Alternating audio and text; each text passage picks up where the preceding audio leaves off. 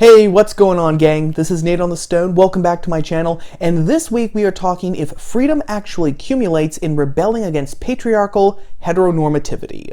Yes, you heard me right. Don't worry, all shall be explained. Miley Cyrus needs no introduction. For some of you, she might still be Hannah Montana, and if she is for you, I am so envious of you, because for the rest of us, when we think of Miley Cyrus, we think of this. It's no surprise then that her romantic life has been stormy. And one of those storms happened to be the brother of Thor himself, Liam Hemsworth. They dated for a while, they even got engaged back in 2012, they broke it off, they got back together, and then last December they actually finally tied the knot. I wish I could say that that's great. Seriously, it's no secret that we live in a pretty dark, cynical world, and any piece of happy news shines forth from that dark and cynical world. People can change, and hey, maybe Cyrus was actually ready to settle down with a guy who obviously adored her. I mean, based on the fact that he was actually willing to come back to her, I'm gonna guess that his feelings for her were genuine. But wish is the key word here, because earlier this month, the pair actually split up, with Hemsworth actually filing for divorce, citing irreconcilable differences, which, according to some reports, actually disappointed and surprised Cyrus. Even though, after they split up, she was caught making out with her friend, Caitlyn Carter, both on a yacht in Italy and at a club in LA, and that before the split, in an interview with Elle magazine, Cyrus had dropped little gems like this. "I'm in a hetero relationship, but I still am very sexually attracted to women. I don't even like that word, wife. And I don't know that I would ever publicly allow people in our relationship, because it's so complex and modern and new." Yeah, I'm completely baffled as to why Hemsworth would file for divorce. Nate, why are you focused on this? Is this going to become a celebrity gossip channel? To answer the second question, hell no. To answer the first question, there is a very specific reason why I am focusing on this story for this week. Everything that I have said up to this point has just been set up so that we can talk about a specific reaction to their split. Because while the celebrity magazines and the gossip mags have been writing their usual takes on this, over at NBC, Marcie Bianco wrote a piece entitled, "Miley Cyrus's split from Liam Hemsworth isn't just celebrity gossip. It's a blow to the patriarchy." This is one of those pieces where it's really hard to decide whether the appropriate reaction is to try and punch a hole through a wall or just to burst out in hysterical laughter.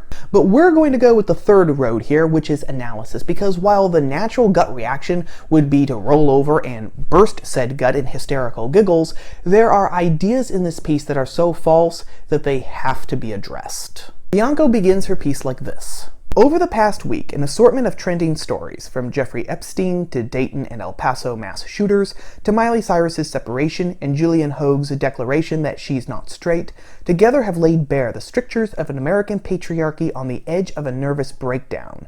As the status quo, heterosexuality is just not working. As a snapshot of 2019 America, these stories represent a startling picture. Men continue to coerce, harass, rape, and kill girls and women, and go to extreme lengths to avoid responsibility for their actions. On the other side of the issue, girls and women are challenging heterosexuality and even absconding from it altogether." This is the first theme of Bianco's piece, the patriarchy, whose existence she accepts just as plainly as you accept the sunrise every morning. It's just a fact of life. Also saying that quote-unquote patriarchy is at its most potent when oppression doesn't feel like oppression. The first question raised by all this is, if oppression is at its most potent when it doesn't feel like oppression, then what objective test is there to see if you're actually being oppressed or not? If not feeling oppressed is actually proof that you are being oppressed and that that oppression has actually reached maximum capacity, how would you be able to objectively tell if you are being oppressed or not? But the deep question here is the patriarchy actually responsible for all of this? Well, before we could actually answer that question, we would have to know specifically what a patriarchy is. Dictionary.com defines it like this: a form of social organization in which the father is the supreme authority in the family, clan, or tribe, and descent is reckoned in the male line. Also, a social system in which power is held by men through cultural norms and customs that favor men and withhold opportunity from women. The London Feminist Network goes further and defines patriarchy as, quote, "the term used to describe the society in which we live today, characterized by current and historic unequal power relations between women and men, whereby women are systematically disadvantaged and oppressed. This takes place across almost every sphere of life, but is particularly noticeable in women's underrepresentation in key state institutions, in decision-making positions, and in employment and industry," unquote. The good news is, by that definition, there is no patriarchy in the US. In 2016, according to the Department of Education, 56% of all college students were women, meaning that women are not being barred from higher education. Also in 2016, the Census Bureau discovered that out of the 5,601,758 entrepreneurial businesses in the United States, 1,118,863, or roughly 20% of them, were owned or majority owned by women, meaning that women are not being locked out of the business world. And 2018 saw the most women elected as freshman members of Congress, and even right now, as of this video's recording, there are multiple female candidates for president, which seems to me at least to show that women are not being barred from the world of politics. To put it bluntly, women are not being barred from any position or any sphere of influence in postmodern 21st century US society. And no, Bianco can't say that a patriarchy existed in the past because of the idea of Republican motherhood, which flourished in colonial America, the Revolutionary period, and the early Republic. This idea stated that women were the social equals of men, and that therefore they had to be educated because it was their responsibility to teach manners to their sons and to bring their husbands back to their manners. Manners being the 18th century word for personal character and individual morality. And that was important because, as the American Museum printed in 1789, manners are the basis of government. So even though women were not the political equals of men, true, they were absolutely indispensable to the creation and the maintenance of a republican society. And give the colonial Americans some credit, the idea that women and men were socially equal was an original idea, never before really seen or tried. This brings us to Bianco's second theme, the idea that heterosexuality is just a tool used to perpetuate the patriarchy. She writes, quote, "Men need heterosexuality to maintain their societal dominance over women.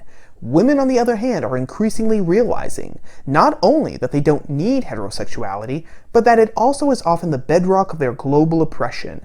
Historically, women have been conditioned to believe that heterosexuality is natural or innate, just as they have been conditioned to believe that their main purpose is to make babies." What the hell was that? Okay, let's unpack this. First, as we just saw, men are not oppressing women. Are there still individual cases where men are abusing women? Yes, that is an unfortunate reality. But a society that allows women to enter and to attain the upper echelons of education, business, and politics is not a society where men, as a class, are exercising societal dominance over women as a class. But that is small potatoes compared to the real theme here. The idea that heterosexuality is just a tool. Let me just lay down some facts that today are, I know, going to be considered politically incorrect, but which might also be even seen as, dare I say it? Dare. Offensive. The only reason why women exist as a biological reality is because human beings reproduce sexually. If we reproduced like amoebas, or if we were all androgynous like earthworms, there would be absolutely no reason for the human race to be divided into male and female. But we do reproduce sexually, which means that that division does exist. You are born either a man or a woman, barring just a few exceptions. And all that means is that our bodies are designed for one of two very specific roles when it comes down to the whole sexual reproduction thing. As Dr. Ryan T. Anderson has said, quote, "Male and female organisms have very different parts that are functionally integrated for the sake of their whole and for the sake of the larger whole, their sexual union and reproduction. So an organism's sex, as male or female, is identified by its organization for sexually reproductive acts. Sex as a status is a recognition of the organization of a body that can engage in sex as an act."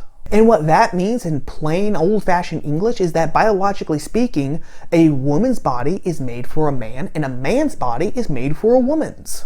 All for the biological reality and necessity of staving off human extinction by having kids. Which I also will add is perfectly natural. And what all that boils down to is that heterosexuality, it isn't some weapon or chain that's used to keep women subjected to men. It's a natural part of a woman's own body, just like the moon is a natural part of the sky.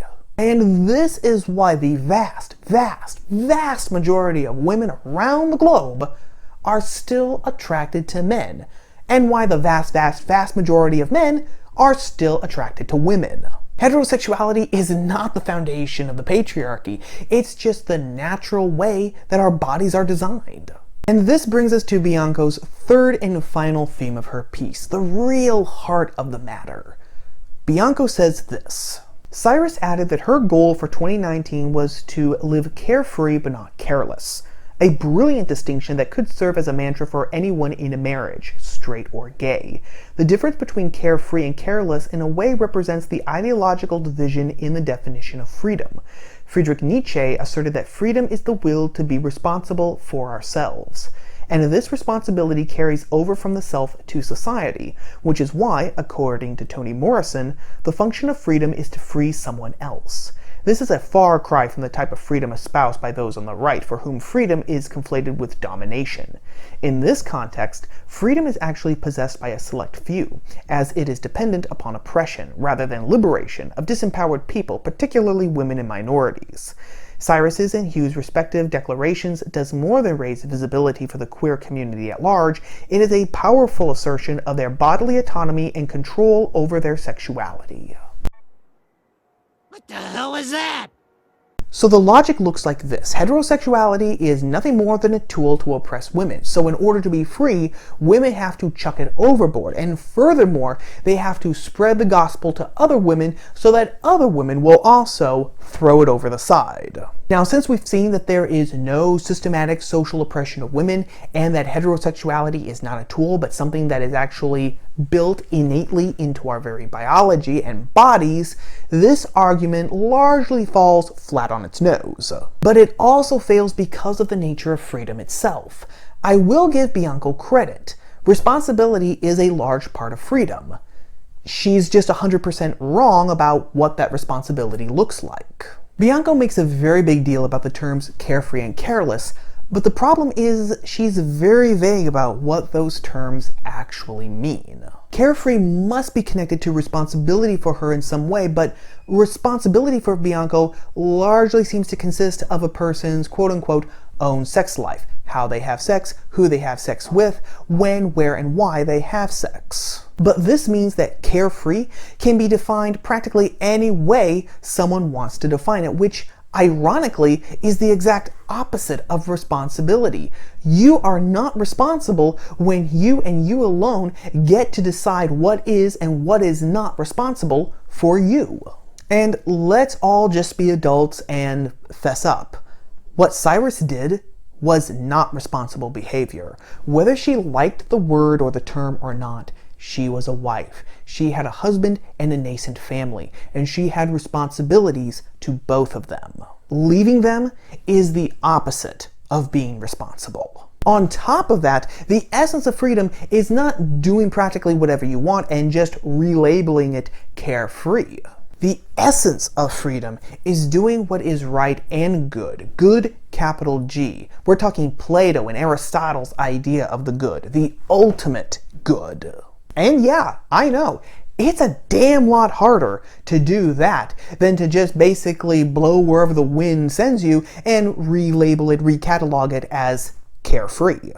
But this ultimately, doing the ultimate good, striving for the ultimate good, That is what is ultimately going to make us happy. And Cyrus herself actually proves it. She was unhappy with Hemsworth and left him, but then was disappointed when she found out that he was actually filing for a divorce, which makes it sound like she wanted to have her cake and eat it too. In other words, and in Cyrus's specific case, unlimited sex has not, is not, and is not going to actually make her happy. Only the good will actually make her happy. And the good does not include leaving a non-abusive relationship and ditching your husband. It and freedom requires more from us. There is a lot more that I could say about this, but then this video would probably be an hour long, so I am going to say, what say you? Is freedom about writing your own rules as you go along, or is it about following the rules that we know will actually give us ultimate happiness? As always, let me know your thoughts, your ideas, and your opinions down in the comment section below. Well, that about wraps up everything for right now, gang. As always, if you liked the video, whether you agreed with me or not, don't forget to show your support by giving it a like and sharing it on social media. And if you like videos about the culture, politics, and religion, but from a different POV, then don't forget to subscribe to the channel and to ring the bell for notifications so that you will always know when I post new videos like this every Tuesday. Videos you're not going to want to miss. As always, thank you for watching, for giving me a little bit of your day. Thank you to everyone who has already subscribed to my channel. I appreciate you all. And I will see you here again next week, gang, on top of the stone. Ciao.